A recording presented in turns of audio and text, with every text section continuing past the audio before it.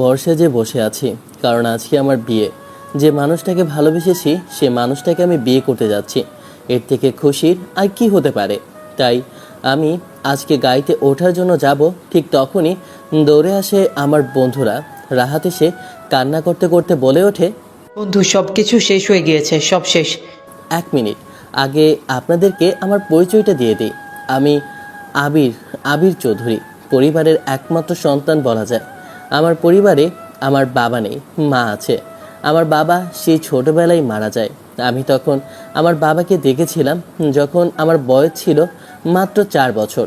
এরপর আম্মু অনেক কষ্ট করে আমাকে মানুষ করে। আম্মুর কাছের লোক অনেক বড় লোক ছিল, কিন্তু তার পরিবার আম্মুকে মেনে নেয়নি। তাই আব্বু আর আম্মু তারা দুজন আলাদা সংসার করেছিল। কিন্তু আব্বুর অনেক শত্রু ছিল, কারণ তারা অনেক বড় লোক। আব্বু তাদের পরিবারের একমাত্র সন্তান ছিল, তাই তার শত্রুরা তাকে মেরে ফেলে। বর্তমানে আম্মু আর আমি বাসায় একাই থাকি। আমার আম্মু উচ্চ বংশীয় একটা মেয়ে, পড়াশোনা করেছে। সে বর্তমানে একজন লয়ার, শহরের মস্ত বড় উকিল বলা যায়। তাই আম্মুর জন্য আমাদের আর অভাবটা রইল না। আজকে আমার বিয়ে। আম্মু অনেক খুশি, কিন্তু রাহাত এভাবে কান্না করছে আর হাঁপাতে লাগলো। ওর কথা কিছুই বুঝতেছি না। তখনই আম্মু বলে ওঠে, রাহাত বাবা, কি হয়েছে তোমার? এভাবে তুমি হাঁপাচ্ছ কেন? কি হয়েছে তোমার? আর চোখে জল কেন? আর তুমি এখানেই বা কেন? কি করছো তুমি এখানে? তুমি না প্যান্ডেলে যাওয়ার কথা ছিল? তুমি তো কমিউনিটি সেন্টারে থাকার কথা। আন্টি, সব কিছু শেষ হয়ে গিয়েছে। রাহাত আমার ছোটবেলার বন্ধু বলতে গেলে। আমরা এক ভাই। ও আমার সব সময় পাশে থাকে। আরে তুই এভাবে হাঁপাচ্ছিস কেন? আগে তো সব কিছু খুলে বলবি। যদি না বলিস তাহলে বুঝবো কি করে যে হয়েছেটা কি? ভাই, আমি অনেক চেষ্টা করেছি কিন্তু পারলাম না। মানে তোর কথা আমি ঠিক বুঝলাম না।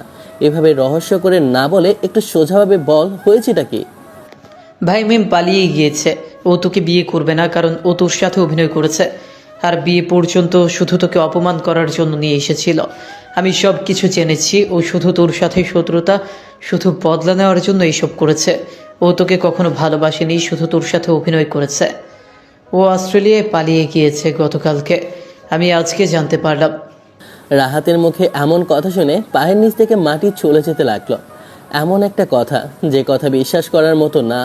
যে কিনা আমাকে এত ভালোবাসে, সে আমাকে এত বড় একটা ধোঁকা দিতে পারে না। কথাটা সবাই শোনা মাত্র যে যার মতো আমার নামে আজে বাজে কথা বলতে লাগলো। কেউ বলছে ছেলে হয়তো বা খারাপ, তার জন্য মেয়ে পালিয়ে গিয়েছে। আর না হয় ছেলের মধ্যে কোনো কমতি আছে, তার জন্য হয়তোবা মেয়ে বিয়েটা করতে চায়নি। আম্মু এইসব কথা শুনে জ্ঞান হারিয়ে ফেলে। সবাই আমাকে ধরে। আমি যেন পৃথিবী থেকেও না থাকার মতো। পৃথিবীর কোনো মানুষের কথা যেন আমার কানে বাজতে লাগলো না। বারবার শুধু মনে পড়ছে সেই কথাগুলো, মিমের সেই কথা। আমি নিচু হয়ে দাঁড়িয়ে রইলাম। চোখ দিয়ে দুপোটা পানি গড়িয়ে পড়লো। মানুষ যে যার মতো বলে যাচ্ছে। আমি চুপ করে মাথা নিচু করে দাঁড়িয়ে রইলাম। রাহাত আম্মুকে নিয়ে ব্যস্ত হয়ে পড়েছে। আবির আন্টিকে নিয়ে এখনই হসপিটালে যেতে হবে, তাড়াতাড়ি কর। কারো কথা না শুনে আমি আম্মুকে নিয়ে হসপিটালে চলে গেলাম।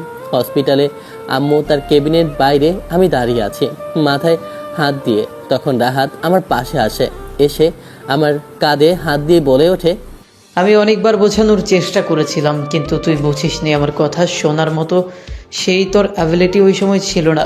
তুই ভালোবাসার এমন একটা জালে ফেসে গিয়েছিস যে আমার কথা শোনার প্রয়োজন হয়নি। তোকে অনেকবার আমি বলেছি যে মেয়েটা ভালো না, মেয়েটা খারাপ। ওকে কয়েকবার আমি দেখেছি অনেকগুলো ছেলের সাথে চলাফেরা করতে, কিন্তু তুই ওকে এতটা ভালোবেসে ফেলেছিস যে তুই আমার একটা কথাও শুনিসনি। রাহাতের কথা শুনে চোখ বন্ধ করে সেই অতীতের কথাগুলো ভাবতে লাগলাম। সকালবেলা ঘুম থেকে উঠে ফ্রেশ হয়ে কলেজে যাওয়ার জন্য রেডি হচ্ছে। ঠিক তখনই আম্মু ডাক দিয়ে বলে ওঠে, এই আজকে নাস্তা করে যা, ডিম আর দুধ এগুলো খেয়ে যা। সবসময় না খেয়ে পালিয়ে যাস তো মায়ের একটাও মাটিতে পড়বে না। আম্মু, আমি কি এখনো ছোট বাচ্চা রয়ে গেলাম নাকি যে তুমি সব সময় আমার সাথে এমন করো? তাহলে তুই কি বলতে চাস? তুই দামড়া হয়ে গিয়েছিস? আম্মু, তুমি সব সময় আমাকে অপমান করো। অপমান করার মতো কথা বললে করব না। চুপচাপ করে খেয়ে তারপর কলেজে যাবি। আর কোনো বিচার যদি আমার তোর কাছে আসে তাহলে কিন্তু তোকে আমি পিটিয়ে ঠ্যাং ভেঙে ফেলবো। আর হ্যাঁ, আজকে আমার একটা মামলা নিয়ে লড়তে হবে, তাই আমি আজকে আসতে পারবো না। তুই সন্ধ্যায় খেয়ে নিস, আর রাহাতকে বলিস তোর কাছে থাকার জন্য। আচ্ছা ঠিক আছে, এখন তাহলে পকেট খরচটা দাও। এনে এখানে 2000 টাকা আছে, এটা এখন আপাতত রাগ করে আমি তোকে দিয়ে দেব। তোমার কাছে 20,000 টাকা চেয়েছিলাম। আমি আর রাহাত আমরা দুজন ঘুরতে যাব, তার জন্য। আচ্ছা ঠিক আছে, যখন যাবে তখন দিব। এখন যদি হাতে টাকা দেই তাহলে এমনিতেই নষ্ট হয়ে যাবি। তুই আজে বাজে শুধু খরচ করিস। কথাটা বলে বের হয়ে যায়। আমি দরজায় তালা দিয়ে ওখান থেকে চলে যাই ভার্সিটির উদ্দেশ্যে। তখনই মাঝখানে কল আসে, ফোনটা রিসিভ করলাম। ওপাশ থেকে একজন রাগী গলায় বলে ওঠে, শালাহার, আমি তোকে কে বলেছে আমার আব্বার কাছে বিচার দেওয়ার জন্য যে আমি ওই দিন সিগারেট খেয়েছি, তাই বলে তুই বন্ধু থাকলে শত্রুর অভাব হয় না। বিচার তেমন না শালা, একটা সিগারেট খাইছি, তারপর আমাকে বলছিস তুই বাজি ধরেছিস, মস্করা করিস শালা। আরে ভাই বিশ্বাস কর, ওটা সত্যিই বাজে ছিল, কারণ তুই তো জানিস আমি সিগারেট খাই না। তোর মতো গাঁজাখোররা মাঝে মধ্যে তুই একটা সিগারেট খাই, তাই বলে তুই আমাকে গাঁজাখোর বলবি? ঠিক আছে, সমস্যা নেই।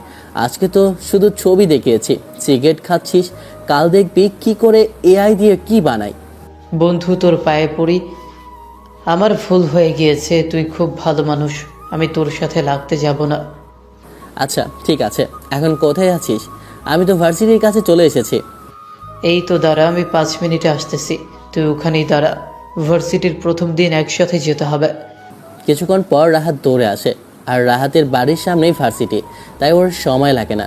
আমি ওর জন্য কিছুক্ষণ অপেক্ষা করতেও ও চলে আসে। এরপর দুজন ভার্সিটির ভিতরে প্রবেশ করলাম। ভার্সিটিতে আমরা নতুন, কিন্তু এখানে অনেকবার আসা হয়েছে। একটা ছেলে কান ধরে আমাদের সামনে দিয়ে যাচ্ছে, তখনই ছেলেটাকে রাহাত বলে ওঠে, এই এদিকে আস। এভাবে কান ধরেছো কেন? আর তুমি কান ধরেছো কেন? তোমাকে কি কোনো ম্যাডাম বা কোনো স্যার শাস্তি দিয়েছে? আরে না ভাই, যদি তারা হতো তাহলে কি এমন অত্যাচার করতো? আসলে আমাদের ভার্সিটিতে একটা গুন্ডি মেয়ে আছে, সে সব সময় র্যাগিং করে, আর সব ছেলেমেয়েরা ওর অত্যাচারে একদম অতিষ্ঠ হয়ে পড়েছে।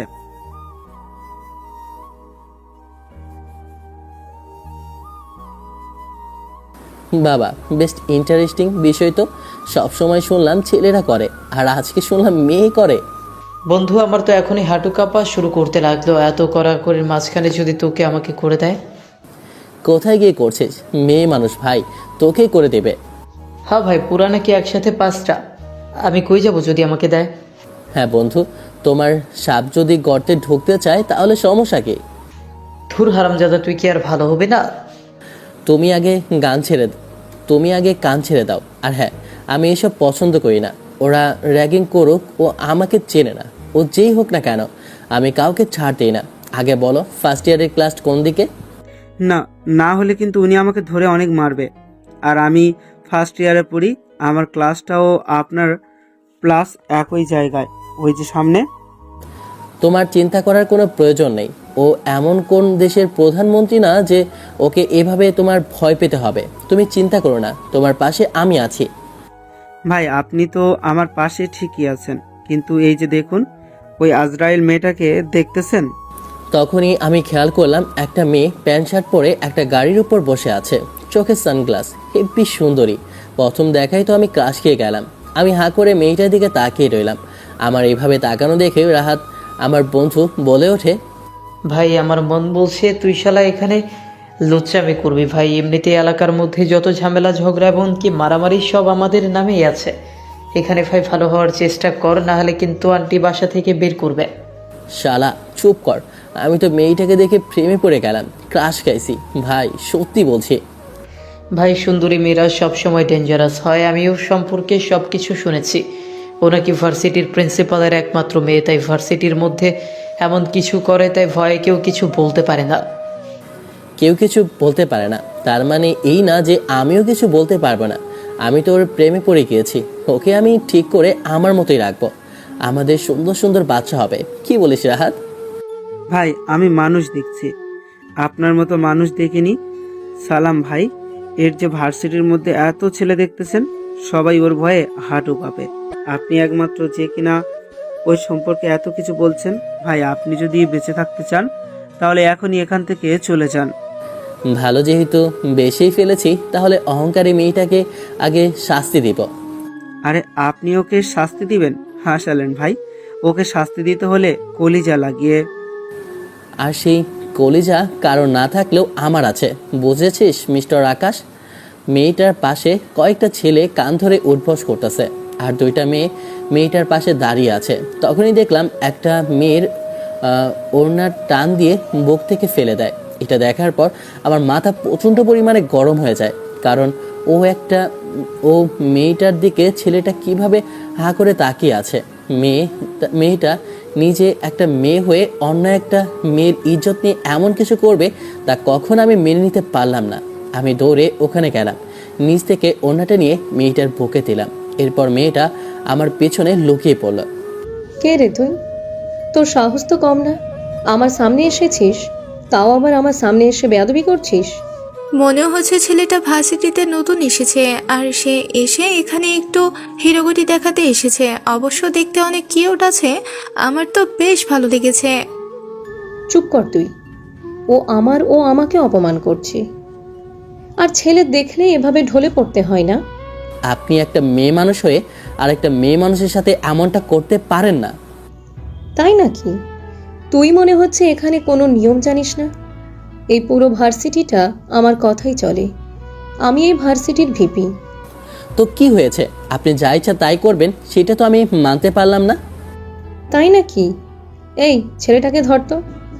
আমি দেখি ওর সামনে এই মেয়েটাকে আমি আজ অপমান করব। দেখি ও কি করতে পারে। তখনই মেয়েটা ওই পাশের মেয়েটার কাছে যায়, আর মেয়েটার অন্যটা নিয়ে টান দিবে, আর দুটো ছেলে আমার হাত ধরে আছে। দুই ছেলেটাকে দুটো খুশি মারি। ছেলেটার নাক ফেটে রক্ত বের হতে লাগলো। আমি মেয়েটার হাতটা ধরে ফেলেই ঠাস ঠাস করে আমি থাপ্পড় দিতেই পুরো ভার্সিটি একদম চুপ হয়ে গেল, এবং সবাই একসাথে জড়ো হতে লাগলো।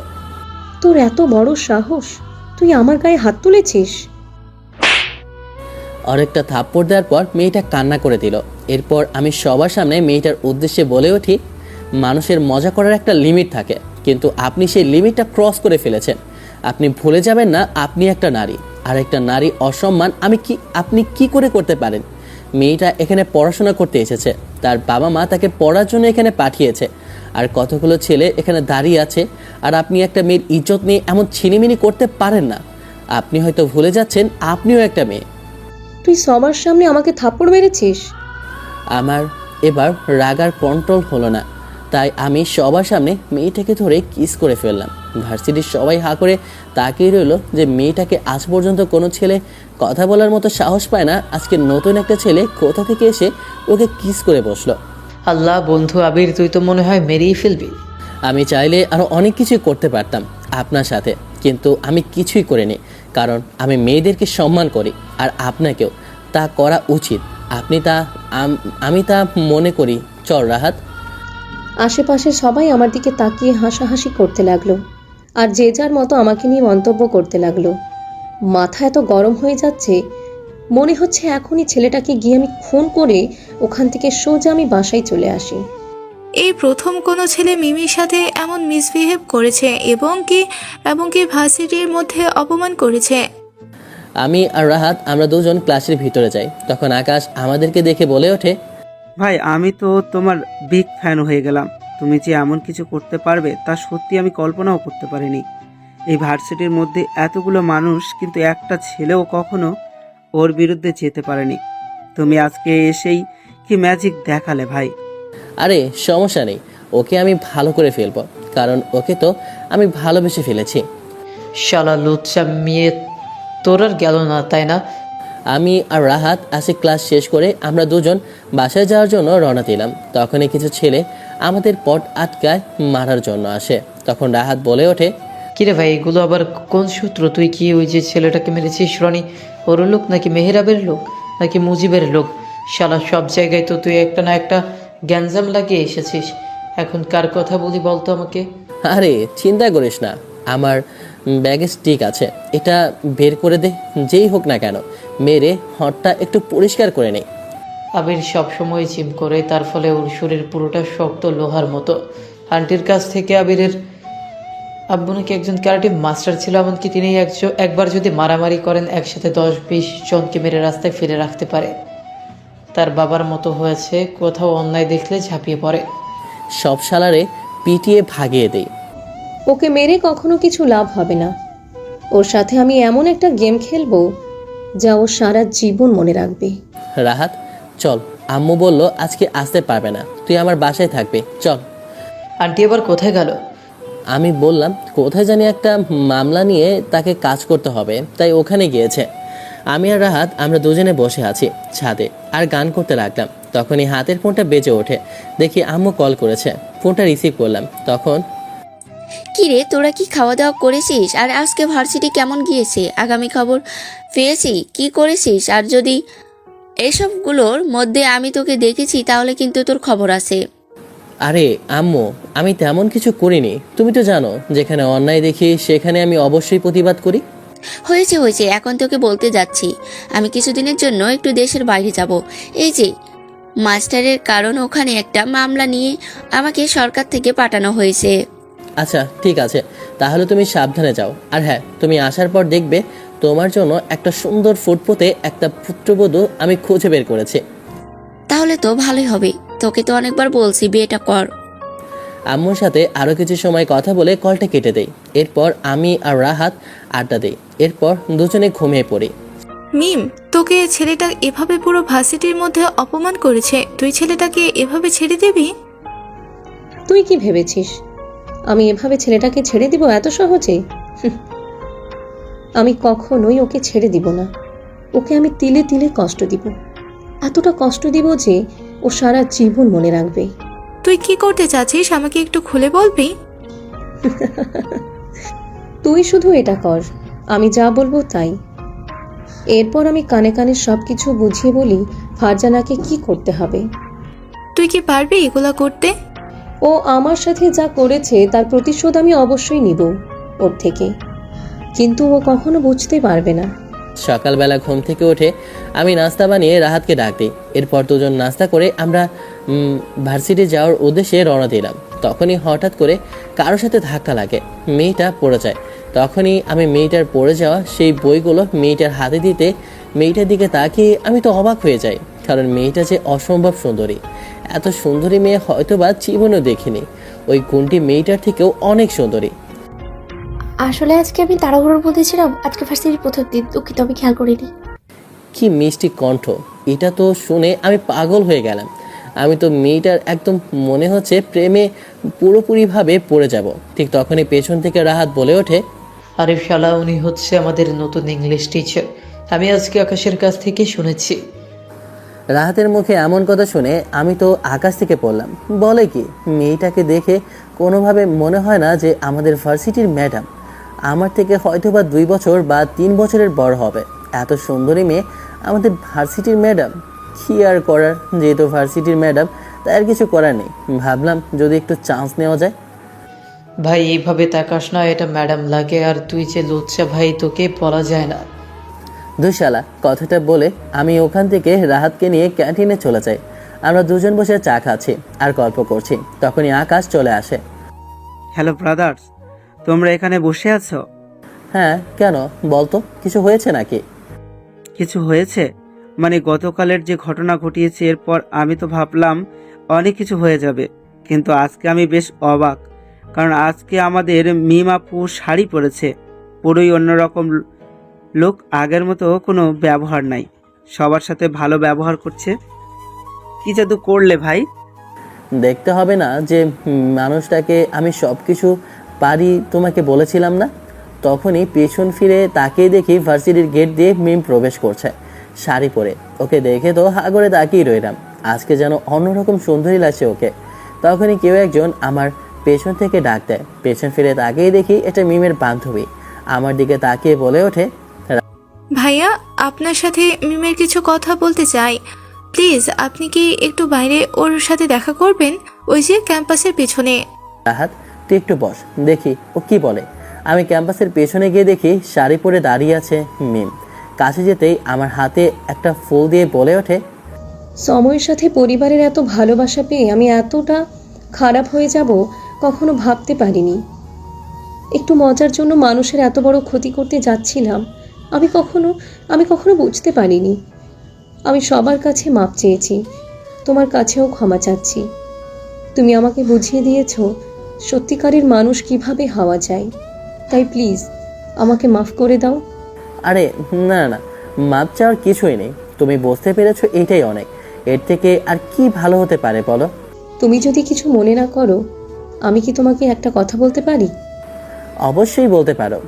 আমি কখনো তেমন ভালো মানুষের সাথে চলাফেরা করিনি, আর তোমাকে দেখে আমি বুঝতে পেরেছি তুমি ভালো। তাই আমি তোমার বন্ধু হতে চাই। প্লিজ তুমি আমাকে তোমার বন্ধু বানাবে, প্লিজ। ওকে দেখেই তো ক্রাশ খেয়েছি, আর নিচে থেকে এসে বলছে বন্ধু হওয়ার জন্য। তাতে না আর কিভাবে বলি, তার আর কোনো উপায় আছে? তাই আমি নিজেই হাত বাড়িয়ে দিলাম। অবশ্যই এরপর থেকে আমাদের দুজনের ভালোবাসা শুরু হয়। কেয়ারিং এবং কি একজন আরেকজনের খোঁজ খবর নেওয়া, এ থেকে আমাদের ভালোবাসা শুরু। এক প্রকার ভালোবাসায় আমি অন্ধ হয়ে গিয়েছি, এটা বলা যায়। একদিন আমি পরীক্ষার পর ওকে প্রপোজ করি এবং কি ও অ্যাকসেপ্ট করে। এরপর আম্মুকে বলে বিয়ের প্রস্তাবটা ওর বাসার পাঠাই। এক নিঃশ্বাসে এসব কিছু চিন্তা করতে লাগলাম। ঠিক তখনই ডাক্তার এসে ডাক দিয়ে বলে ওঠে, এই যে ওনার সাথে কে এসেছে? জি ডাক্তার, কি হয়েছে আমার আম্মুর? কোনো সমস্যা? দেখুন, ওনাকে আর কোনো চিন্তা করতে দেবেন না, আর ওনার সব কথা একটু মেনে চলার চেষ্টা করবেন। অনেক বড় বিপদ থেকে আপনারা বেঁচেছেন। এখন ওনার জ্ঞান ফিরেছে, দেখা করতে পারেন। আম্মুর কেবিনে যেতেই আম্মু কান্নায় ভেঙে পড়ে। আমি আম্মুকে বোঝানোর চেষ্টা করলাম যে আমি ঠিক আছি, কিন্তু মন সত্যি আমার ভেঙে গিয়েছে। আল্লাহ যা করে ভালোর জন্যই করে, আর তুই চিন্তা করিস না, তোরা আজকে বিয়ে হবে, আমি কথা বলেছি। আম্মুর কোনো কথাই আমি বুঝতেছি না। তখন আম্মু আবারও বলে ওঠে, একজন যে সবসময় তোর খোঁজ খবর নেয় কিন্তু কখনো বলেনি সে তোকে কিভাবে জানে, বা আমি তার কাছ থেকে জানতে চাইনি, কিন্তু এতটুকু আমি জেনেছি যে মেয়েটা অনেক ভালো এবং কি অনেক ভদ্র মেয়ে। আমি বুঝতে পেরেছি মেয়েটা তোকে ভালোবাসে, তাই আমি মেয়েটার সাথে তোকে বিয়ে দেবো। মেয়েটাকে তুই ঠিক জানিস, কিন্তু আমি বলবো না। আমি চাই তুই যেখানে অপমান হয়েছিস সেখানেই তোর বিয়েটা হবে। আম্মুর সব কথা মেনে নিলাম, কোনো কথাই আমি না করলাম না, কারণ ডাক্তার বলেছে আম্মুকে যেন আমি কোনো কষ্ট না দেই। দেখতে দেখতে একটা অচেনা মেয়ের সাথে আমার বিয়েটা সম্পূর্ণ হয়ে যায়। ছাদের উপর দাঁড়িয়ে আছি আর একটার পর একটা সিগারেট টানতেছি। ঠিক তখনই পিছন থেকে কেউ কাঁধে হাত দেয়, মুখে সিগারেটটা নিচে ফেলে দেই। পিছন ফিরে তাকিয়ে দেখি রাহাত আমার উদ্দেশ্যে বলে ওঠে, কিরে, কী সব ভাবছিস? আল্লাহ যা করে ভালোর জন্যই করে, এসব নিয়ে চিন্তা করিস না। আল্লাহ তাআলা অবশ্যই তোর জন্য ভালো কিছু রেখেছে, তার জন্য এমন হয়েছে। তুই এসব নিয়ে একদম চিন্তা করিস না। হয়তো বা, কিন্তু একটা আফসোস সারা জীবন রয়ে যাবে যে কখনো আমি মানুষটাকে চিনতে পারলাম না। আচ্ছা, ওসব তুই চিন্তা করিস না। আর তোর সাথে একজনের বিয়ে হয়েছে, তুই এখন এসব নিয়ে চিন্তা করিস না। এখন বর্তমানে সে তোর স্ত্রী, তাকে নিয়ে তোর ভাবা উচিত। মেয়েদের প্রতি কেমন আমার বিশ্বাস উঠে গিয়েছে, আর কখনো হয়তো বা সে বিশ্বাস আমার জন্ম নেবে না। দেখ, সবাই এক না, সবাইকে একভাবে মাপা উচিত না। দেখবি সব কিছু ভুলে গিয়ে তুই আবার শান্তিতে থাকতে পারবি। আমি চুপ করে আকাশের দিকে তাকিয়ে রইলাম। তখনই পেছন থেকে আম্মু ডাক দিয়ে বলে ওঠে, তুই এখানে ছাদে কি করিস? মেয়েটা বসে আছে, যা মেয়েটার কাছে যা। একটা কথা মনে রাখিস, মেয়েটা খুব ভালো। মেয়েটা যদি না থাকতো তাহলে অপমানের শিকার সইতে হতো আমাকে। আম্মুর কথায় মাথা নাড়ালাম। আমি স্পষ্ট দেখিনি, কিন্তু এতটুকু শুনেছি মেয়েটা সবার উদ্দেশ্যে বলেছিল আমাকে বিয়ে করবে। মেয়েটার কথা এখনো কানে বাজছিল যে সমাজের মধ্যে এই একটা সমস্যা, যদি কোনো কিছু হয় তাহলে আমরা শুধু একতরফায় ভাবি, শুধু ছেলের দোষটা আমরা দেখি, কিন্তু যে অন্যায় করেছে তার কিছুই আমরা দেখি না। এইসব কিছু চিন্তা করে আমি রুমের ভিতরে প্রবেশ করলাম। রুমে প্রবেশ করতেই খেয়াল করলাম কাঠের উপর বসে আছে বেনারসি সাজে একটা মেয়ে। মেয়েটা অবশ্য আমি দেখিনি। আমার ভেতরে আসার অনুভব মেয়েটা টের পেল। মেয়েটা আমাকে দেখে আমার সামনে এসে আমার পা ধরে সালাম করে, এরপর ঘাটের উপরে বসে পড়ে।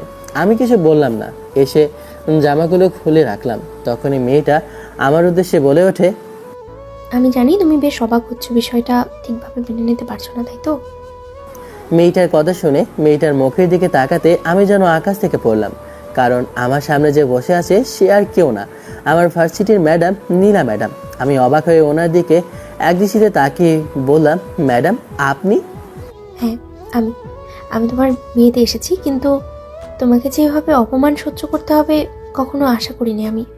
কিন্তু আপনি? জানি তুমি আমাকে তোমার স্ত্রী হিসেবে মেনে নেবে না, সমস্যা নেই, তুমি যতদিন না মেনে নিচ্ছ আমি তোমার কাছে বাধা দেব না। বেশ অবাক হলাম। এরপর মনে হলো যে নীলা ম্যাডাম এখনো বিয়ে করেনি।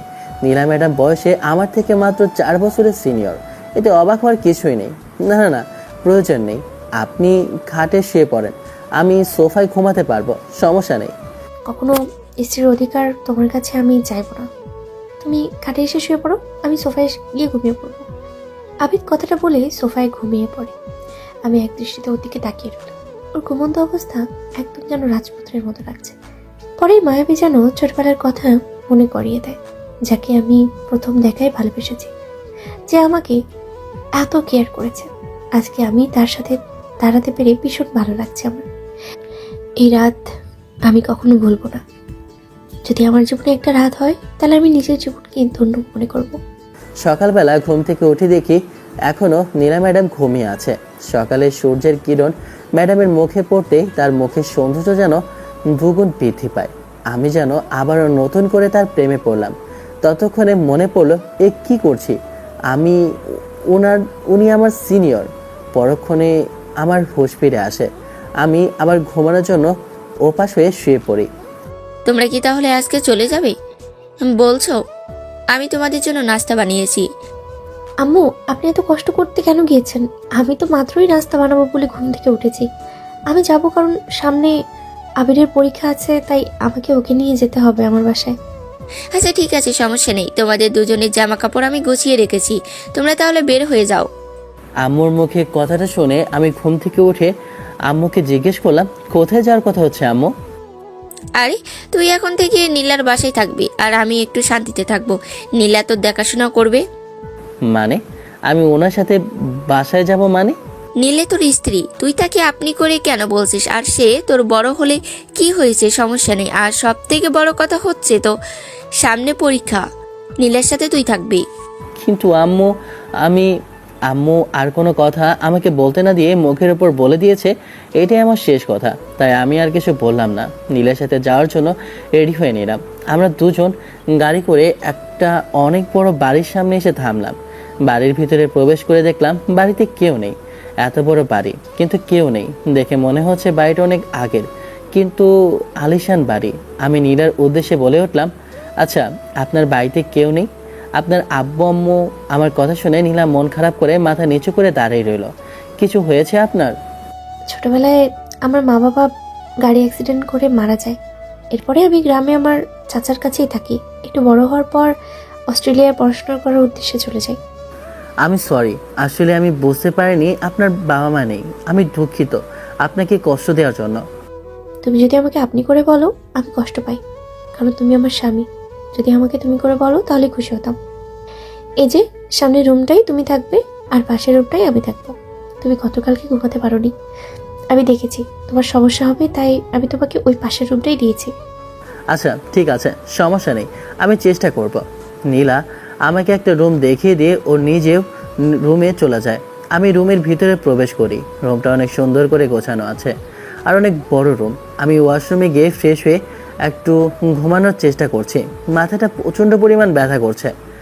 রুমের মধ্যে এক গাদা বই, তার ভিতর থেকে একটা ডায়েরি বের করি। এরপর বেঞ্চে বসে ডায়েরিটা লিখতে লাগলাম। মনের মধ্যে অনেক খুশি, চোখের কোণে একটু পানি চলে আসে। আজকে আমার জীবনের সব থেকে আনন্দের দিন, তাই খুশি অবশ্যই হব। সন্ধ্যাবেলা নীলা খাবার তৈরি করে খাবার খাওয়ার জন্য ডাক দেয়। খাবার টেবিলে গিয়ে দেখি আমার পছন্দ অনুযায়ী সবগুলো খাবার নীলা ম্যাডাম তৈরি করে রেখেছে। আমি বসে আছি, তখন নীলা আমার উদ্দেশ্যে বলে ওঠে, কি হলো, বসে রয়েছে যে? খাবার পছন্দ হয়নি নাকি দেখতে ভালো না? আসলে তেমন বিষয় না, খাবার যথেষ্ট পরিমাণে ভালো। তাহলে খাচ্ছ না কেন? আসলে আমি নিজের হাতে খেতে পারি না। তুমি কি এখনো বাচ্চা? লজ্জায় মাথা নিচু করে রইলাম। তখনই নীলা খাবারটা আমার মুখের সামনে ধরে বলে ওঠে, তুমি হাঁ করো, আমি তোমাকে খাইয়ে দিচ্ছি। আমিও বাধ্য ছেলের মতো নীলার হাতে খেতে লাগলাম। কী যে একটা অনুভূতি হচ্ছে বলে বোঝানো যাবে না। আমি কেমন জানি না দুর্বল হয়ে পড়লাম। তখনই আমার মনে পড়লো, না, এটা কি করছে? ও আমার সিনিয়র, তার থেকে বড় কথা আমি মেয়েদের বিশ্বাস করতে পারি না। আপনি খাবেন না? না, আমার ক্ষুধা নেই, তুমি খাও। আমি আর কিছু বললাম না। খাওয়া দাওয়া করে রুমে এসে শুয়ে পড়লাম। রুমে এসে শুয়ে রইলাম। একটা বড় একটি বারও বললো না যে আমি তোমাকে খাইয়ে দিই, তাহলেই তো হয়। আমি তো তোমার হাতে খাওয়ার জন্যই বসে রয়েছিলাম, কিন্তু তুমি তো বুঝলেই না। রুমে এসে শুয়ে রইলাম। তখনই হাতের ফোনটা বেজে ওঠে। ফোনের স্ক্রিনে তাকিয়ে দেখি আমার বন্ধু রাহাত কল করেছে। ফোনটা রিসিভ করলাম। তখন রাহাত ওপাশ থেকে আমার উদ্দেশ্যে বলে ওঠে, কিরে বন্ধু, তুই তো নীলা ম্যাডামের সাথে মনে হয় ভালোই মজা করতেছিস। সালা সিনিয়র বউ নিয়ে ফুর্তি করছিস আর এখানে আমি মরছি। ধুশালা, তেমন বিষয় না। আরে সব বুঝি শালা, এত সুন্দরী একটা বউ পেয়েছিস। আমার কোনো ফিলিংসই নেই এইসব বিষয়ে। আর তুই তো জানিস এসব আমার মন থেকে উঠে গিয়েছে। আরে ভাই, মিমের মতো এমন হাজারটা মেয়ে যদি একসাথে মেলানো হয়, তাহলে আমি মনে করি যে নীলা ম্যাডামের সাথে কখনো তুলনা দেওয়া যাবে না। কারণ উনি এতটা সুন্দরী যে কোনো ছেলে দেখলে একবারে পাগল হয়ে যাবে। তোর তো অনেক কপাল ভালো রে ভাই। হয়তোবা আমার সাথে আল্লাহ পাক লিখে রেখেছে তাই, কিন্তু আমার এতে কোনো যায় আসে না। ধুর হালা, তুই শুধু শুধু কী সব ভাবছিস। আর হ্যাঁ, আগামীকালকে তো ভার্সিটিতে আসবি, তাই তো? ভার্সিটিতে আসবো, তখন না হয় কথা হবে। রাতের সাথে আরও কিছু সময় কথা বলে কলটা কেটে দেই। এরপর আমি ঘুমিয়ে পড়ি। সকালবেলা ঘুম থেকে উঠে দেখি আমার গায়ের ওপর কেউ কম্বল দিয়ে রেখেছে। মনে হয় রাতে প্রচণ্ড পরিমাণ ঠান্ডা পড়েছে, তাই নীলা রাতে আমার গায়ে কম্বল দিয়ে গিয়েছে। আমি রেডি হয়ে ভার্সিটিতে যাব, তাই নীলাকে বলতে যাব। দেখলাম নীলা রুমে নেই। তার টেবিলের ওপর একটা ডায়েরিটার সামনে যাব, তখনই দেখলাম বাথরুমের দরজা কে যেন খুলছে। মনে হচ্ছে নীলার সামনে এগিয়ে গেলাম। তখনই নীলা শরীরের মধ্যে একটা তোয়ালে ও জড়িয়ে বাথরুম থেকে বের হচ্ছে। তখনই নীলা ফ্লোরে পড়ে যেতে লাগলো, এমনিতে সামনাসামনি, এর উপর এখন পড়ে যেতে লাগলো। আমি দৌড়ে ওকে ধরতে গিয়ে আমি ওর গায়ের উপর পড়ে গেলাম, আর পড়ে যাওয়ার ফলে ওর ঠোঁট জোড়া আমার ঠোঁটের সাথে মিলে যায়। 1 মিনিটের জন্য আমি হারিয়ে গিয়েছি এক অজানা দেশে। সেই অনুভূতি বোঝানোর মতো না। প্রিয় মানুষটা যখন তোমার পাশে থাকবে, তোমাকে স্পর্শ করবে, তখন তোমার অনুভূতিটা আকাশ ছোঁয়ার মতো। যখনই অনুভব করলাম আমি নীলার গায়ের উপর, তখনই তাড়াতাড়ি করে উঠে পড়ার উদ্দেশ্যে বলে উঠি, সরি, আসলে বুঝতে পারিনি বিষয়টা এমন হয়ে যাবে। আমি একদম খেয়াল করিনি। আসলে আমি তোমাকে বলতে এসেছিলাম আমি ভার্সিটিতে যাব, কিন্তু কি থেকে কি হয়ে গেল। লজ্জায় আমি মাথা নিচু করে রইলাম। আমার মুখটা লাল হয়ে গিয়েছে। তুমি একটু অপেক্ষা করো, আমিও তোমার সাথে ভার্সিটিতে যাব। প্রয়োজন নেই, আমি একাই যেতে পারবো। কথাটা বলে আমি বাসা থেকে বের হয়ে যাই। পেছন ফিরে তাকিয়ে দেখলাম নীলা কেমন মন খারাপ করে বসে রইল, কিন্তু আমি কিছুই বললাম না। আমি সোজা হেঁটে চললাম ভার্সিটির উদ্দেশ্যে, কারণ এই মনে আর কোনো মেয়েকে জায়গা দিতে পারবো না। কিছুদিন পর আমি ওকে ডিভোর্সে দিব। জানি ও আমাকে শুধু আমার এই মান সম্মান বাঁচানোর জন্যই বিয়ে করেছে, তাই ওর কাছে আমি সারা জীবন ঋণী। বাসা থেকে বের হওয়ার আগে আমি ভেবেছিলাম ওকে কথাগুলো বলবো, কিন্তু বলতে পারলাম না নিজের মুখে। তাই কথাগুলো আমি লিখে একটা চিঠি করে খামে রেখে এসেছি। আবিরের কথা শুনে মনটা খারাপ হয়ে গেল, তাই আমি আর কিছু বললাম না। রেডি হয়ে যখনই ওর রুমে যাব, দেখি রুমের মধ্যে একটা খামটা খুলে দেখি ওখানে লেখা আছে, আমি জানি নীলা ম্যাডাম, আপনি হয়তোবা আমাকে বিয়ে করেছেন যে আমার মান সম্মান বাঁচানোর জন্য। তার জন্য আমি সারা জীবন আপনার কাছে কৃতজ্ঞ রয়ে গেলাম। আমি জানি আপনারও একটা জীবন আছে, আর সে জীবন আমি নষ্ট করতে চাই না। আপনি চিন্তা করবেন না, কিছুদিন পর আমি আপনাকে ডিভোর্স দিয়ে দিব, আর এখান থেকে চলে যাব সারা জীবনের জন্য, আর কখনো আসবো না। কথাগুলো পড়ে বুক ফেটে কান্না আসতে লাগলো, চোখ দিয়ে শুধু পানি বের হতেই লাগলো। যাকে আমি এত ভালোবাসি, তাকে পেয়েও আমি হারাতে যাচ্ছি। যে আমাকে ভালোবাসে না, কিন্তু তাকে আমি সত্যিকারই ভালোবাসি। সে আমার ভালোবাসা বুঝলোই না। বাসা থেকে বের হয়ে ভার্সিটির সামনে চলে এসেছি। মেন গেট দিয়ে প্রবেশ করছি আর ভাবছি আসলে কি এটা উচিত হয়েছে। তখনই মনে হলো আকাশের কথা। কিরে দেখি, তুই নীলা ম্যাডামের দিকে এভাবে তাকিয়ে আছিস, মনে হয় প্রেমে পড়েছিস। ক্রাশ তো খেয়েছি, কিন্তু কি করব বল। লাভ নেই ভাই এসব খেয়ে, কারণ উনি অনেক আগেই একজনের উপরে পড়ে আছে। মানে তোর কথা আমি ঠিক বুঝতে পারলাম না, তুই কি বলছিস? নীলা ম্যাডামকে কত ছেলে প্রপোজ করেছে, কিন্তু কখনো কোনো ছেলেকে পাত্তাই দেয়নি। তুই জানিস কি জন্য? আমি কি করে জানবো? আমি কি তার বায়োডাটা নিয়ে খোঁজ খবর নিয়েছি নাকি যে তুই আমাকে বলছিস? আরে ভাই, তুই চিন্তা করছিস কেন? তোর এই বন্ধু থাকতে সব কিছু তোর সামনে চলে আসছে। আমি বলছি তাহলে তোকে, তাহলে তুই বল কেন? কারণ উনি ছোটবেলা থেকে একজনকে ভালোবাসে। তাহলে আপনারা এখন বুঝতে পেরেছেন কেন আমি কথাগুলো বলেছি? এসব ভাবতে ভাবতে আমি ভার্সিটির সামনে এসে পৌঁছালাম। তখনই রাহাত ডাক দিয়ে বলে ওঠে, কিরে ভার্সিটির গেটের সামনে দাঁড়িয়ে কী সব ভাবতেছিস তুই? রাহাতের কথা শুনে আমি ওর কাছে যেতে লাগলাম। দেখলাম আকাশ ওখানে বসে আছে। আমাকে দেখে বলে ওঠে, কিরে ভাই, সুন্দরী ম্যাডামকে বিয়ে করে ফেলেছিস? একটু ট্রিট দিলি না? তুই তো স্বার্থপর বন্ধু রে। হ্যাঁ, আমি স্বার্থপর, আর তোমরা অনেক ভালো। শালা, তুই তো নিজের মুসলমানের দাওয়াতটাও দিলি না, হারামি। বন্ধু, ওর টুনটুনি দাওয়াত দিল না, এটা কিন্তু ঠিক হয় নাই। হেউ শালা, তোরা দুইটা যা শুরু করলি, এর থেকে আর কিছু বলা চায়? চল, ভালো লাগছে না, টমটম দোকানে গিয়ে আটা দিই। বন্ধু, ওখানে যেতে আমার খুব ভয় লাগছে, কারণ ওখানে আমাদের আজ প্রায় 3 মাসের টাকা বাকি আছে। যদি আমাদেরকে রফিক চাচা বেঁধে রাখে তাহলে কি করব? আরে আগে চল, পরে দেখা যাবে। রফিক চাচা কয়দিনের জন্য ওনার শ্বশুর বাড়িতে গেছে, মনে হয় ছেড়ে আছে। তুই মনে হচ্ছে ভয় পাচ্ছিস। আরে ভয় পাবি কেন? আমি আছি, চিন্তা করিস না। আমরা তিনজন রফিক চাচার চায়ের দোকানে গিয়ে বসলাম। দেখলাম সত্যি রফিক চাচা নেই। আমরা তিনজন চাও অর্ডার দিলাম আর তিনজনে সিগারেট খাচ্ছি। তখনই পেছন থেকে কেউ আকাশ আর রাহাতের গলা চেপে ধরলো আর বলে উঠলো, হারামজাদা, আজ প্রায় 3 মাস হয়ে গেল আমার টাকা দিস না, এখানে সেখানে পালিয়ে বেড়াই, আমি দেখলেই তোরা পালা, তাই তো? একদিন বলিস তোর খালার সমস্যা, তো মা অসুস্থ, এত নাটক আমার সাথে তোরা করিস? তোদের বাপ মায়ের টাকা কম আসছে? চাচা, আমার বাপ মায়ের তো টাকা কম নেই, কিন্তু আমার তো আছে। এসব মনে করে মাফ করে দিলেই তো হয়। তাই নাকি? তোকে মাপ করা দেখাচ্ছি, এখনই কান ধর, না হলে কিন্তু এখানেই মেরে আলুর ভর্তা বানিয়ে দিব। চাচা, এখানে তো আমার কোনো দোষ নেই, তাহলে আপনি কেন আমাকে ধরেছেন? আমার থেকে কত টাকা পান? সব টাকা তো আমি দিয়ে দিয়েছি, তাহলে আমাকে কেন ধরেছেন? ধরলে ওই শালাদেরকে ধরেন, ওরা আপনার টাকা মেরে খেয়েছে, ওদেরকে ধরে ইচ্ছা মতো পিটান। তোমাকে ছেড়ে দিলে তো হবে না, তুমি হচ্ছে নাটের গুরু, তুমি ওদেরকে বসে বসে এসব শিক্ষা দাও। তোমার কথাই তো ওরা চলে, নাহলে এত দূর কি করে এগিয়ে যায় ওরা? চাচা, আপনি আমার নামে এত বড় একটা কথা বলতে পারলেন? এত বড় কথা আমি আর মানতে পারছি না চাচা, আমার তো এখনই মরে যেতে মন চাইতেছে। বন্ধু, ওই যে রফিক চাচার পিছনে দেখ, অনেকগুলো কচি গাছ আছে, ওখানে চাইলে ফাঁসি দিতে পারি। রিল্যাক্স। হারামি দুইটা আমি কিভাবে মরবো তার প্ল্যান দিচ্ছে। শালা, তোরা মরেও শান্তিতে থাকতে পারবি না। শান্তিতে আমরা না, তুই থাকতে পারবি না, কারণ মরার পর ভূত হয়ে আগে তোর ঘাড়ে চাপবো, হারামি।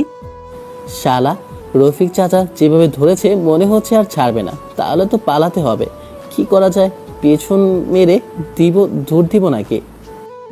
এত কিছু ভাবার আর সময় নেই, তাড়াতাড়ি পালাতে হবে। বন্ধু, তুই যা বলিস তাই হবে, এখনই পালাতে হবে, তাছাড়া কোনো উপায় নাই। চাচা আসছে বলে। ওদের কথার মধ্যে আমি দিলাম দৌড়। ওরা পিছনে দুজনে কথা বলছে, আমি দৌড়ে পালাতে লাগলাম।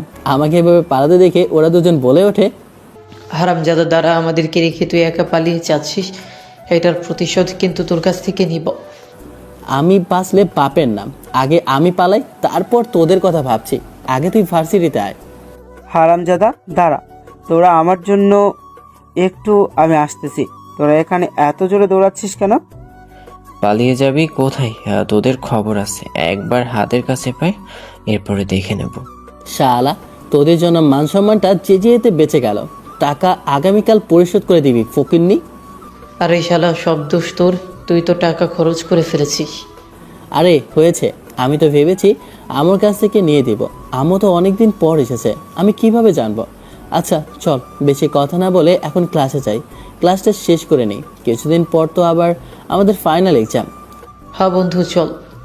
আমি, রাহাত, আকাশ আমরা তিনজন ক্লাসের ভিতরে প্রবেশ করলাম। ক্লাসের ভিতরে প্রবেশ করার পর কিছুক্ষণ পর একটা মেয়ে দেখলাম ক্লাসের ভিতর প্রবেশ করছে। মেয়েটা একদম গোলাপি রঙের শাড়ি পরে ক্লাসের ভিতর প্রবেশ করেছে। মনে হচ্ছে ম্যাডাম মেয়েটার মুখের দিকে তাকাতে আমি ক্রাশ খেয়ে গেলাম, কারণ এটা যে অন্য কেউ না, নীলা। কিছুক্ষণ ওর দিকে তাকিয়ে রইলাম। তৎক্ষণাৎ মনে পড়লো আমার সাথে ঘটে যাওয়া সেই কথাগুলো। এরপর মাথা নিচু করে রইলাম। নীলার দিকে খেয়াল করে দেখলাম নীলার চোখ দুটো কেমন জানি না লাল হয়ে গিয়েছে, চোখের নিচে কালো দাগ পড়ে গিয়েছে। মনে হয় অনেক কান্না করেছে, কিন্তু কেন কিছুই তো বুঝলাম না। এর আগে যখন ক্লাসে আসতো আমাকে অনেক প্রশ্ন করতো এবং কি সবার থেকে বেশি আমাকে পড়া বুঝিয়ে দিত, কিন্তু কেন তা আমি জানি না। আমি এতটুকু জানি আম্মুর কাছ থেকে সব সময় আমার সম্পর্কে জানতো। একদিন মনে আছে আমি যখন অসুস্থ হয়ে পড়ি তখন নীলা ম্যাডাম আমাকে দেখতে আসে, আমার জন্য অনেক কিছু নিয়ে আসে এবং আমি এতটুকু শুনেছি উনি নাকি আমাকে ডাক্তারের কাছে নিজে নিয়ে গিয়েছিল। এসবের কারণ হয়তো আমি জানি না, এগুলো কি বা কেনই বা উনি আমার সাথে এমন করেছে। অন্য আরও ওনার মতো আমার মতো স্টুডেন্ট তো আছে, তাদের সাথে তো এমনটা করেনি। কিরে, তুই আবার কি ভাবছিস যে ম্যাডাম তো চলে গেল? কি হলো, মন খারাপ করে চলে গেল যে? মন খারাপ বেশিক্ষণ থাকলো না? কি জানি, আমি তো জানি না, আমার সাথে তো কিছুই হয়নি। ম্যাডামের চোখ দুটো দেখেছিস? মনে হয় অনেক কান্না করেছে, কিন্তু কেন বুঝতে পারছি না তো। তুই যেহেতু কিছু করিসনি তাহলে কেন কান্না করেছে? আমি ঠিক বুঝতে পারছি না, কিন্তু এতটুকু আমার কাছে অধিকার নেই ওকে গিয়ে জিজ্ঞেস করব, তাই চুপ করে রইলাম।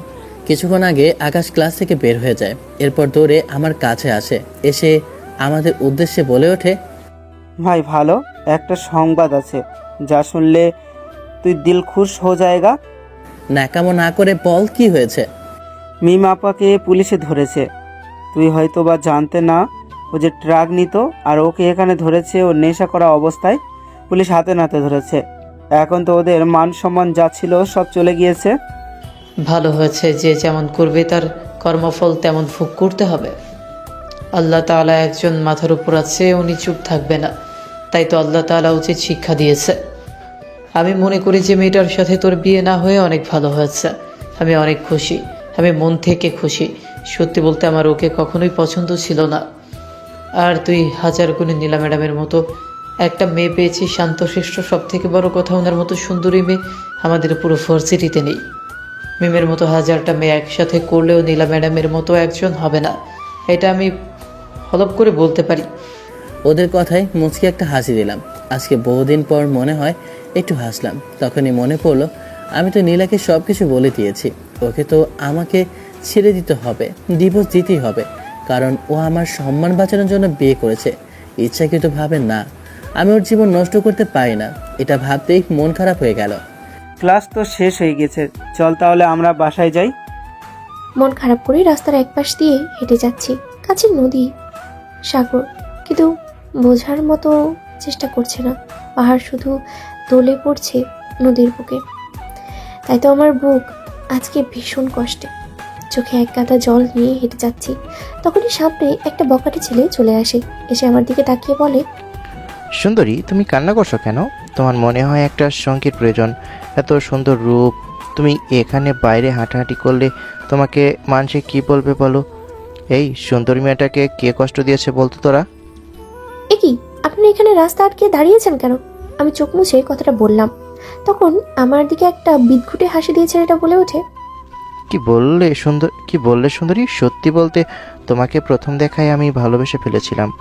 এই 6টি মাস আমি তোমাকে আমার ভালোবাসার কথাটা বলতে পারলাম না। কারণ কি জানো? কারণ আমি তোমাকে মন থেকে ভালোবাসি। দেখুন, আপনি আমার সামনে থেকে যান, আমি বিবাহিত। তুমি বিবাহিত নাকি অবিবাহিত আমার দেখার বিষয় না। আমার তোমাকে পছন্দ হয়েছে। আমি তোমাকে একটা রাত হলেও লাগবে, আমার যত টাকা লাগবে আমি তোমাকে দিব।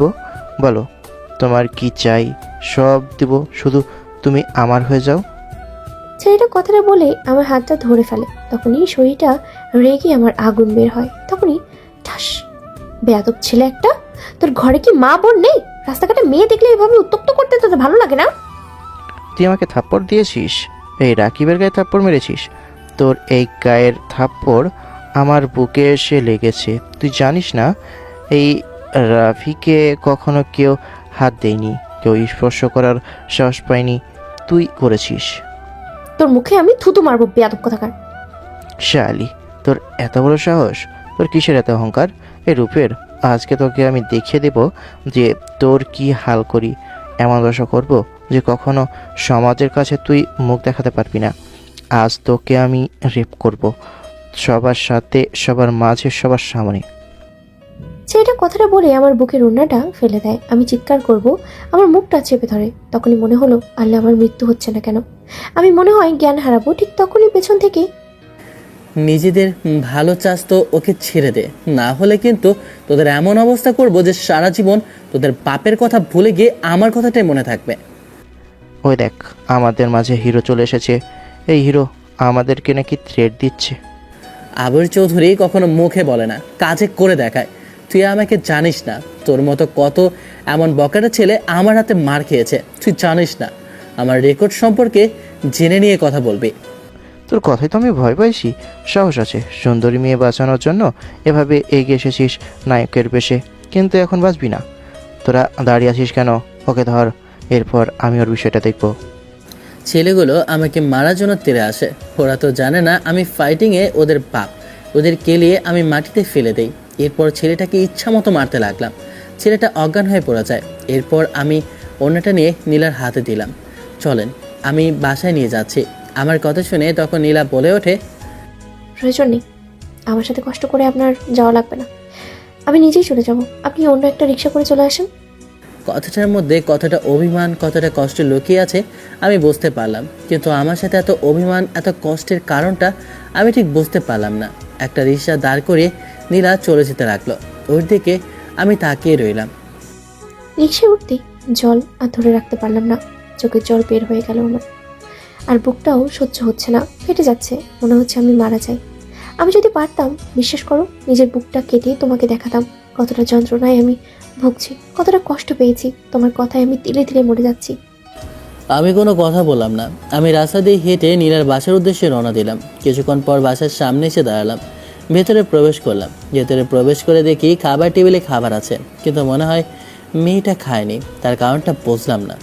আমি গিয়ে নিজের রুমে বসে রইলাম, কিন্তু মন আমার বুঝতেছে না কেন নীলা এমন করছে। সন্ধ্যা হয়ে গিয়েছে, কিন্তু এখনও দেখছি ওর কোনো শব্দ নেই। আমি রুমের ভিতরে গিয়ে জিজ্ঞেস করব, আর কোনো উপায় না পেয়ে সাহস করে ওর রুমের ভিতরে প্রবেশ করি। বন্ধু, তুই তো এখানে আমাকে নিয়ে এসেছিস। রফিক চাচা যদি একবার দেখতে পায় দুজনকে বেঁধে রেখে দিবে। আর আমাদের হারামি বন্ধু তো সিনিয়র বউ নিয়ে ফুর্তি করছে। আরে ভাই, তোকে এখানে নিয়ে এসেছি রফিক চাচার মায়ের সাথে আমি তো প্রেম করি, ওর সাথে দেখা করাতে। হারামজাদা, কি বলিস? তলে তলে এতটুকু চলে গিয়েছিস? আমি আজকে জানলাম। বিষয়টা তো দেখতে হচ্ছে। তুই এমন একটা কাজ কি করে করলি বন্ধু? হারামজাদা, আস্তে কথা বল।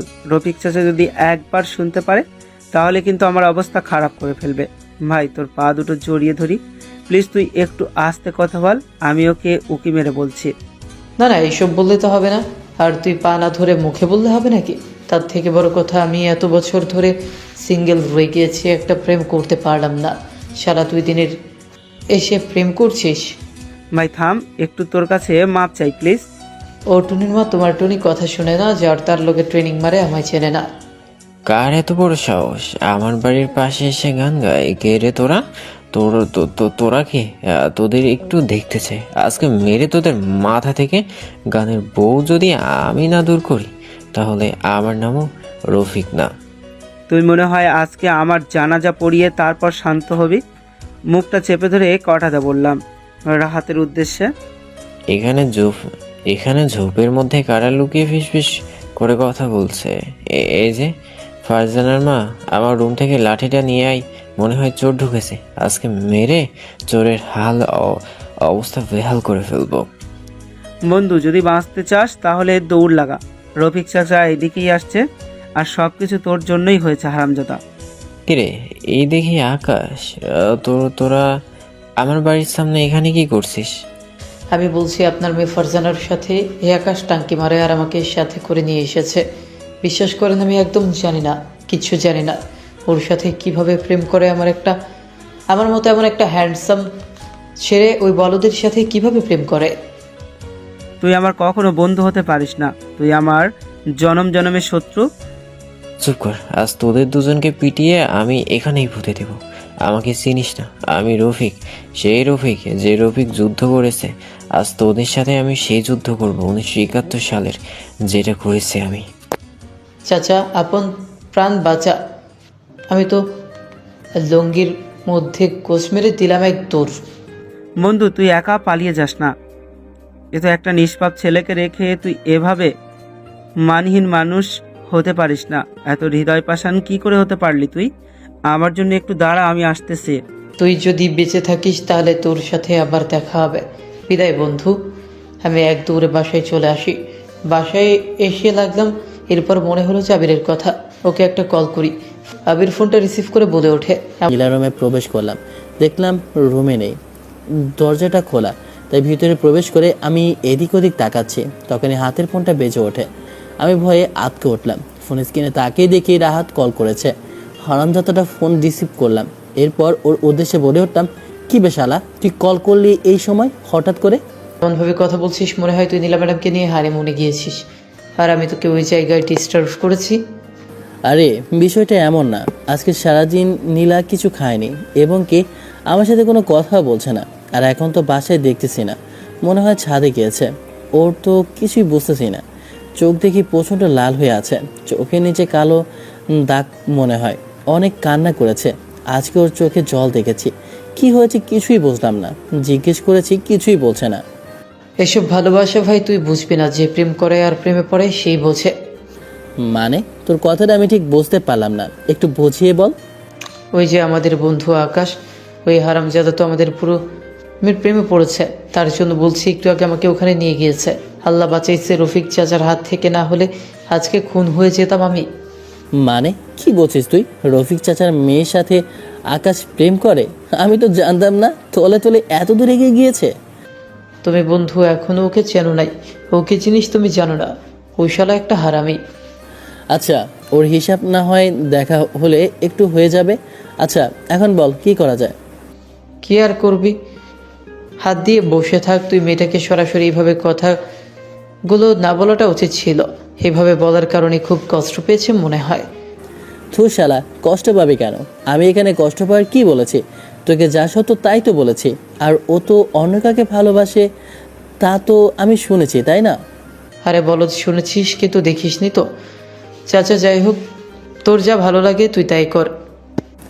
রাহাত কথাটা বলে কলটা কেটে দেয়। বিরক্ত হয়ে আমি যখনই রুম থেকে বের হয়ে যাব তখনই আমার নজর পড়ে সামনে ডায়েরিটা দেখে। মন যেন উতলা হয়ে পড়েছে ডায়েরিটা খুলে দেখার জন্য। আমি সামনে গিয়ে ডায়েরিটা হাত দিয়ে খুলে অবাক হয়ে তাকিয়ে রইলাম।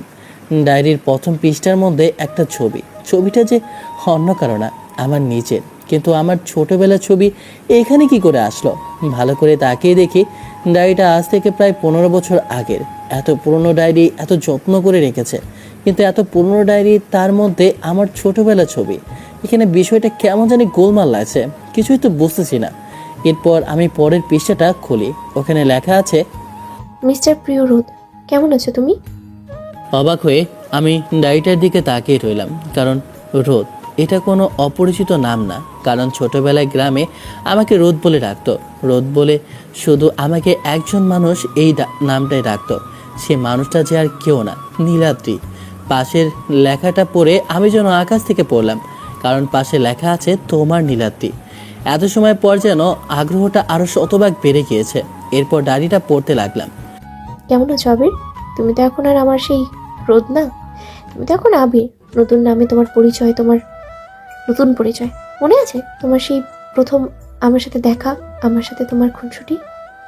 আমি চলে গেলাম 15 বছর আগে সেই ছোটবেলার কাহিনী, যেটা গ্রামে ঘটেছে। এই ছেলে, তুমি মারামারি করছো কেন ওদের সাথে? আমি মারামারি করি না, ওরা বরঞ্চ আমার সাথে দুষ্টুমি করেছে। আমি তো কিছু বলিনি, ওরা শুধু আমার সাথে আসছে। আমি তো আইসক্রিম কেনার জন্য টাকা এনেছিলাম, ওরা আমার আইসক্রিম খেয়ে ফেলেছে। তাই আমার টাকা ফেরত চাই ওদের কাছ থেকে। বয়সে তো তুমি ওদের থেকে ছোট, তারপরেও দেখো ওরা দুইজন, তুমি একা। ওদেরকে মেরে কি করেছো? এরপরও তুমি টাকা চাও? দেখুন, আপনি বড়, তাই আমার মতো পিচ্ছির সাথে এইভাবে কথা বলতে পারেন না। আমি যদি তোমাকে পিচ্ছি বলি তাহলে তো পিচ্ছিদের অপমান করা হবে। আর তোমার মাথায় যে বুদ্ধি, তার গায়ের কথা তো বাদই দিলাম। যাক, তুমি তো পিচ্ছি, ভাবলাম তোমাকে আমি আইসক্রিম খাওয়াবো, কিন্তু না, তুমি তো ছোট মানুষ। এই না না, আমি একদম ছোট না, দেখো আমি তোমার থেকে লম্বায় বড়। কি হয়েছে, আমি একটু মজা করেছি, প্লিজ আমাকে আইসক্রিমটা নিয়ে দাও না। আম্মু বকা দিবে টাকা চাইলে। এত সময় তো বড় বড় কথা বলেছো। আচ্ছা যাই হোক, চলো আমরা আইসক্রিম কিনি, তারপরে আমরা দুইজনই ওখানে বসে খাবো। আচ্ছা, তোমার নাম তো জানা হলো না। এখানে তো আমাকে সবাই রোদ বলে ডাকে, তুমি না হয় তাই বলে ডাকো। আচ্ছা, আমি নীলাদ্রি, তুমি আমাকে নীলাদ্রি বলেই ডাকবে, ঠিক আছে? আপনি তো আমার বড়, তাহলে বড় তো কি হয়েছে, সমস্যা নেই, এখন থেকে আমরা দুজনে বন্ধু। আমি আর নীলাদ্রি দুজনে বসে আইসক্রিম খাচ্ছি। তখন কয়েকটা ছেলে আমার বয়সী এসে আমাদের উদ্দেশ্যে বলে উঠল, এই মেয়ে, তুই আমার বোনকে ক্লাসের মধ্যে মেরেছিস, আজকে তোকে মারার জন্য আমরা এসেছি। এই ছেলে এখান থেকে সর না, তাও না হলে তোর নাক ফাটিয়ে দিব। নীলাদ্রিকে পেছনে আমি সরিয়ে দিয়ে ওদের সামনে এসে বললাম, ওর গায়ে হাত তুলবে? তোদের এত বড় সাহস? ও আমার বন্ধু, ওর গায়ে হাত তুললে তোদের অবস্থা খারাপ করে ফেলবো। ওদের মেরেছি এবং নিজেও মার খেয়েছে, কিন্তু নীলাদ্রিকে একটিবারও আসার জন্য বলিনি। ওকে বলেছি যেন লুকিয়ে থাকে। ছেলেগুলো ওখান থেকে পালিয়ে যাওয়ার পরে নীলাদ্রি বের হয়ে আসে। এরপর আমার কাছে এসে বলে ওঠে, এভাবে তুমি ওদের কাছে গিয়ে কেন নিজের মায়ের খেলে আমার জন্য? যে আমার নিজের মানুষ, আমি আমার জীবন দিয়েও তাকে প্রোটেক্ট করব, কারণ সে আমার প্রিয়। সত্যি বলছো? তুমি কি আমাকে সারা জীবন প্রোটেক্ট করতে পারবে? আরে পাগল, তুমি তো আমার চেয়ে দেখি বাচ্চা, আমার থেকে বড় হয়ে এইটুকু বোঝো না, বুদ্ধ একটা। তাহলে প্রতিদিন এখানে খেলতে আসবে তো? আমি প্রতিদিন তোমার জন্য অপেক্ষা করব, আমরা দুইজনে এখানে একসাথে খেলা করব। ডায়েরিটা পড়ে আমার যেন সেই পুরনো স্মৃতিগুলো বারবার মনে পড়ছে। চোখের সামনে বারবার বাজতে লাগলো সেই কাটানো স্মৃতিগুলো। ছোটবেলায় আম্মু আমাকে শহরে নিয়ে আসতে চাইলো, আমি অনেক কান্না করলাম। বারবার শুধু বলেছিলাম যে আমি নীলাদ্রির কাছে যাব, কিন্তু আম্মু আমাকে নিয়ে আসে। সময়ের সাথে সাথে ওর কথা আমি ভুলেই যাই একেবারে। শেষ পর্যন্ত পড়তে লাগলাম, আর আরও লেখা আছে। আমি তুমি চলে গেলে তোমার জন্য প্রতিদিন আমি অপেক্ষা করি। তুমি জানো আমি সব সময় তোমাকে আমার এই বুকের জায়গা দিয়েছি। তুমি ছাড়া আমি আর কোনো পুরুষকে আমার এই মনে জায়গা দিতে পারিনি। ছোটবেলায় আমার বাবা মা মারা যায়, আমি এখনো ছোট, তাই চাচার কাছে আমি গ্রামে বড় হই। আমার বাবার ধন সম্পত্তি অনেক কিছুই ছিল, কিন্তু আমি ছোট, তাই জন্য বাবা মা হারানোর কষ্টে আমি জানি কতটা কষ্ট বুকে নিয়ে বেঁচে থাকতে হয়। তোমার সাথে সময় কাটালে আমার একদমই সেই কষ্টটা অনুভব হয় না। আমি চাচাকে তোমার কথা বলেছিলাম, চাচা আমাকে বুঝিয়ে বলেছে আমি যদি পড়াশোনা শেষ করি তাহলে অবশ্যই আমি তোমাকে পাবো। সেই আশায় ছোটবেলায় অস্ট্রেলিয়ায় পড়াশোনা করার জন্য চলে যাই। পড়াশোনা শেষ করে অনেক খোঁজ নিয়ে আমি তোমার ঠিকানা পাই। আমি ভেবেছিলাম আমি তোমাকে আমার পরিচয় দেব, এমনকি আমি তোমাকে প্রপোজ করব, কিন্তু তোমার সাথে যখন আমি মিমকে দেখতে পাই, আমার আসমান জমিন সব কিছুই যেন ভেঙে চুরমার হয়ে যায়। বিশ্বাস করো, আমি তোমার কাছে যেতে চেয়েও যেতে পারলাম না। একটা চাপা কষ্ট সবসময় মনের মধ্যে আমার লেগে থাকতো। এত কষ্ট আমি মেনে নিতে পারলাম না। আমি ভেবেছিলাম নিজে আত্মহত্যা করব, কিন্তু না, তুমি যদি কখনো জানতে পারো তাহলে কষ্ট পাবে। তাই হাজারটা কষ্ট বুকে চাপা দিয়ে বেঁচেছিলাম। তোমাদের ইউনিভার্সিটিতে আমি ম্যাডাম হয়ে এসেছিলাম। তোমার যখন বিয়ে ভেঙে গিয়েছিল তখন সব থেকে বেশি আমি খুশি হয়েছিলাম। তোমার সাথে যখন আমার বিয়ে হয়, বিশ্বাস করো পৃথিবীর হাজারটা খুশি আমি যেন একসাথে পেয়ে গেছি। আজকে যখন তুমি বলেছো তুমি আমাকে ডিভোর্স দিয়ে দিবে, বিশ্বাস করো আমার পায়ের নিচ থেকে মাটি চলে যেতে লাগলো। আমি ভেবেছিলাম আমার ভালোবাসা দিয়ে তোমাকে জয় করে নেব, কিন্তু শেষ আশাটা আমার আর রইল না। এখন যেন আমার বেঁচে থাকাটা খুব কষ্টকর হয়ে যাচ্ছে, দম বন্ধ হয়ে আসছে। নীলাদ্রির এই লেখাটা পড়ে আমার চোখ দিয়ে পানি পড়তে লাগলো। আমার খুব কষ্ট হচ্ছে। আমি কেন কাছ থেকেও আমি আমার ভালোবাসার মানুষটাকে চিনতে পারলাম না? আমি এত বোকা কেন? যে ভালোবাসা বোঝে না, আমি তাকে ভালোবেসেছি। আর যে আমাকে দিনের পর দিন ভালোবেসে এসেছে, তাকে একটিবার আমি বোঝার চেষ্টা করলাম না। প্রেমটা তার থেকে হাজার গুণ সুন্দরী, কিন্তু তাকে আমি একটিবার বোঝার চেষ্টা করলাম না। আমি এত বোকা কী করে হলাম? আমি তোমাকে ছোটবেলায় কথা দিয়েছি, আজকেও তোমাকে কথা দিচ্ছি, তোমাকে আর কখনো কষ্ট পেতে দেব না। আমি তোমাকে আমার মনের রানী করে রাখবো, তোমাকে আমার করে ভালোবাসবো। নীলা মনে হয় ছাদে, তাই আমি ছাদের উপরে গেলাম। সাজের আকাশে দাঁড়িয়ে তাকিয়ে আছি চাঁদের দিকে। চাঁদের লাবণ্যময় মুখটা আজ কেমন যেন অচেনা। মনে হয় সে মুচকি হেসে বলছে, নীলা, তুই পৃথিবীর সবচেয়ে হতভাগা মেয়ে যে তার স্বামীর ভালোবাসা পায়নি বাবা মায়ের স্নেহের উষ্ণ ছোঁয়া। নীলার চোখ দুটো বন্ধ করে, চাঁদের আলো গড়িয়ে পড়ে তার গালে, নাকি সেটা এক ফোঁটা অশ্রু যা নীরবেই ঝরে পড়ে মাটির বুকে। আকাশে তো বিশাল, তবুও তার জন্য কোথাও একটু কারো আশ্রয় নেই। চাঁদ শুধু দূর থেকেই দেখে, কিন্তু তার ব্যথা ছুতে পারে না কেউ। ছোটবেলায় মা বাবাকে হারিয়েছে, ভাবছিলাম তোমাকে হয়তো আপন করে নেব, তুমি আমাকে সব ভালোবাসা দিয়ে আমার সব কষ্ট দূর করে দেবে। কিন্তু আফসোস, হয়তো আমার বেঁচে থাকার ইচ্ছাটাও আজ মরে গেছে। আমি কি সত্যি এতটা হতভাগী মেয়ে? আকাশের দিকে তাকিয়ে এই কথাটা বললাম আমি। নিস্তব্ধ রাত, তারারাও যেন চুপ, চারটে স্থির হয়ে তাকিয়ে আছে আমার দিকে, কিন্তু তার আলোতেও আজ কোনো সান্ত্বনা নেই। নীলা আকাশের দিকে তাকিয়ে আছে। আমি ওর কাছে গেলাম, ওর কাছে গিয়ে আমি ডাক দিলাম। তখনই নীলা পেছন ফিরে তাকায়। কারোর শব্দ শুনে পুরো শরীরটা কেঁপে ওঠে। পিছন ফিরে তাকিয়ে দেখি আবির দাঁড়িয়ে আছে। ওর উদ্দেশ্যে বলে উঠলাম, কি ব্যাপার, তুমি খেয়ে ঘুমিয়ে পড়োনি? এখানে কি করছো? হয়তো তুমি ডিভোর্সের বিষয়ে কথা বলতে এসেছো। সমস্যা নেই, আমি উকিলের সাথে কথা বলেছি, আগামীকালকে তোমার জন্য কাগজ নিয়ে আসবে, তখন তুমি সাইন করে ফেলো। এত সময় আমি খেয়াল করিনি চাঁদের আলো আবিরের মুখে পড়তেই খেয়াল করলাম ওর চোখে জল। নীলার মুখে এমন কথা শুনে আমি আর সহ্য করতে পারলাম না। আমি জড়িয়ে ধরে কান্না করে দিলাম। তুমি এভাবে কান্না করছো কেন? কিছু হয়েছে নাকি? বলো, কোনো সমস্যা হলে আমাকে বলতে পারো, সমস্যা নেই। আমাকে বলবে প্লিজ? আমি এত বোকা কেন? আমি কেন বুঝি না? আমাকে একটু বলবে প্লিজ? আবির যখন আমাকে জড়িয়ে ধরে যেন পৃথিবীর সব সুখ আমি কাছে পেয়েছি। একটা অনুভূতি আমার মধ্যে কাজ করতে লাগলো। আমি অনেকবার চেষ্টা করেছি ওকে শক্ত করে জড়িয়ে ধরতে, কিন্তু কোনো একটা বাধা আমাকে দিচ্ছে না। নিজেকে অনেকভাবে চেষ্টা করে ওর উদ্দেশ্যে বললাম, কি হয়েছে বলবে তো? এভাবে কান্না করছো কেন? তখন আবির আমাকে অবাক করে দিয়ে বলে ওঠে, নীলা, আমি বড্ড বোকা জানো। আমি আমার প্রিয় মানুষটাকে চিনতেই পারলাম না। আমি আমার ভালোবাসায় খুঁজে পেলাম না আমার সত্যিকারের ভালোবাসা, যে আমাকে ভালোবাসে। আমি আমি অন্ধর মতো মিথ্যা ভালোবাসার পিছনে ছুটে বেরিয়েছি, আর সমাজের বড় সব মেয়েকে শুধু খারাপ ভেবেছে।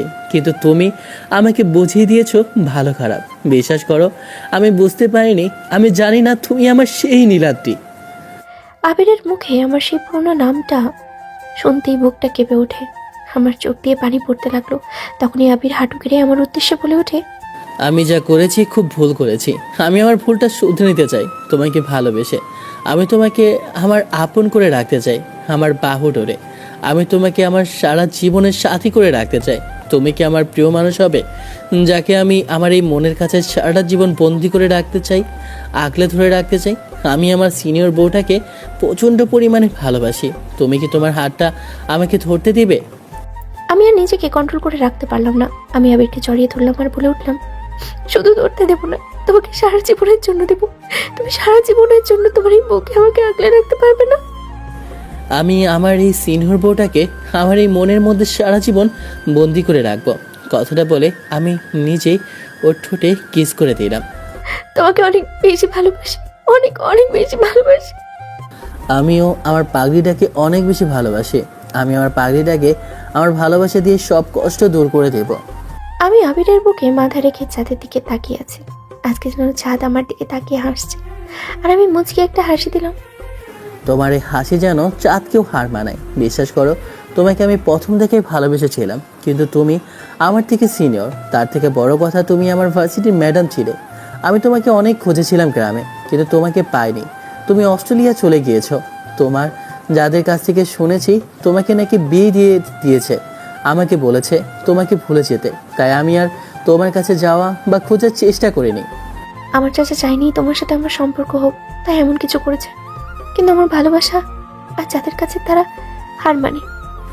আমি এমন একটা ব্যক্তি যে কিনা ভালোবাসতেই যায় না। তুমি ভালোবাসতে জানো না, ঠিক আছে, আমি তোমাকে ভালোবাসা শেখাচ্ছি। নীলা কথাটা বলে আমার দিকে আসতে লাগলো। আমি ওর উদ্দেশ্যে বলে উঠলাম, এই তুমি এইসব কি করছো?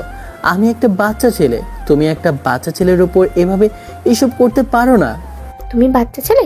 আজকে যদি দেই তাহলে আগামীকালকে আমার পেটের মধ্যে 5টা বাচ্চা দিয়ে ফুলিয়ে দেবে, আবার নিজেকে বাচ্চা বলে দাবি করো। সিনিয়র মেয়েদের লজ্জা বলতে কিছুই নেই। দেখো না, এখানে কত মানুষ শুনতেছে, ওরা তো লজ্জা পেতে পারে। আমি আমার ভালোবাসার মানুষটাকে ভালোবাসবো, এখানে লজ্জা কিসের? কথাটা বলেই আবিরের ঠোঁটে আমার ঠোঁটটা একসাথে মিলিয়ে নিলাম। আমিও নীলাকে আমার বাহুডোরে শক্ত করে জড়িয়ে ধরে কিস করতে লাগলাম। আজকে যেন চাঁদ মামা অনেক খুশি আমাদের এই ভালোবাসার পূর্ণতা দেখে। 1 মিনিট, আপনারা এখানে বসে বসে হাসাহাসি করছেন কেন? যান মশাই, আর মুচকি হাসবেন না। গল্প এখানেই শেষ।